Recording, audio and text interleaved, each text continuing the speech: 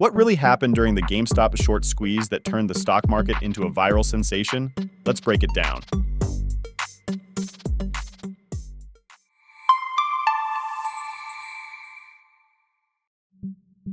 Welcome.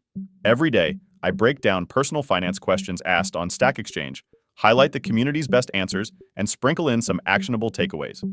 If you're into learning a little more about money each day, make sure to subscribe to the channel. Now let's dig into today's question. Today we're exploring a common question. What happened with the GME short squeeze? Here's the original question as it was posted to Stack Exchange. I'm going to scroll through it quickly so you can see the whole question, but feel free to pause the video if you want more time to read it.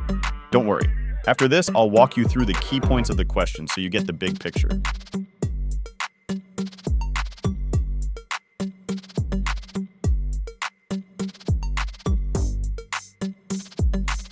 So in summary, someone's trying to wrap their head around why folks are snapping up GameStop shares, which have skyrocketed past $300. They get that it's about Reddit users taking on short sellers, but the details are puzzling.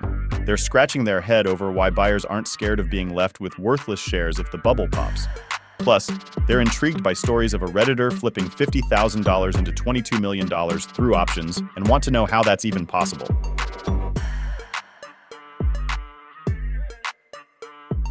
Here's the top-rated answer from the community on Stack Exchange. I'll scroll through it quickly so you can see the full answer. Feel free to pause the video if you want more time to read it. Don't worry, I'll highlight the key points of this answer in just a few moments.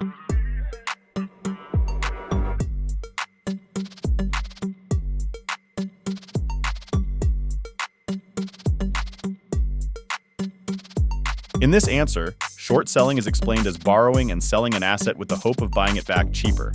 It describes a short squeeze as when short sellers are forced to repurchase at higher prices, pushing prices even higher. Additionally, it mentions how call options allow buying at a set price, which can lead to big losses if prices unexpectedly rise.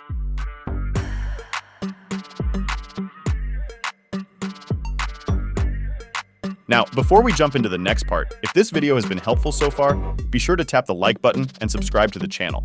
We post new personal finance videos every day to help you make smarter money moves. Here's another answer that was shared in the Stack Exchange thread.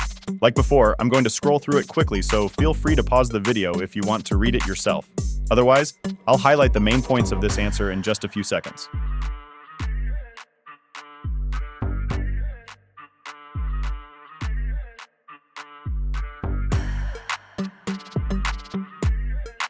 In one response, it's explained that short sellers borrow shares, hoping prices will drop so they can profit by buying them back cheaper.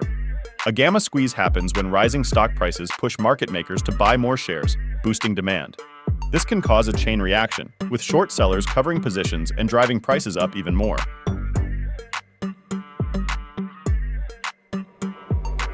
Here's one last answer from original post on Stack Exchange.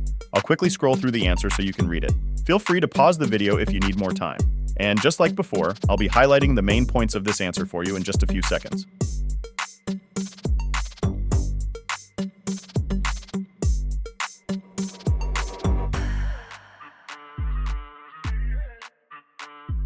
One response points out that short sellers face the risk of lenders demanding their stock back if prices rise, which can lead to losses.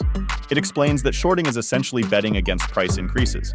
In contrast, buying puts avoids immediate recall risk, but has its own drawbacks.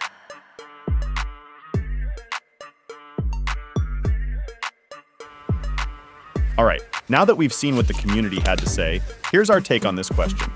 Short selling is when someone bets a stock's price will drop, but if it goes up, they have to buy it back at a higher price, which can lead to big losses.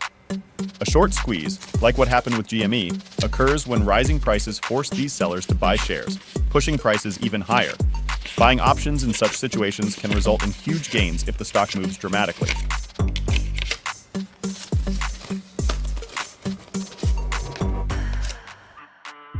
So, in this video, we've covered how short selling involves betting on stock price drops. When prices rise, it forces costly repurchases, leading to losses. A short squeeze can push prices higher as short sellers scramble to buy back shares. Coordinated buying, often seen with Reddit users, can trigger this, while options, though risky, can yield big gains if prices shift dramatically.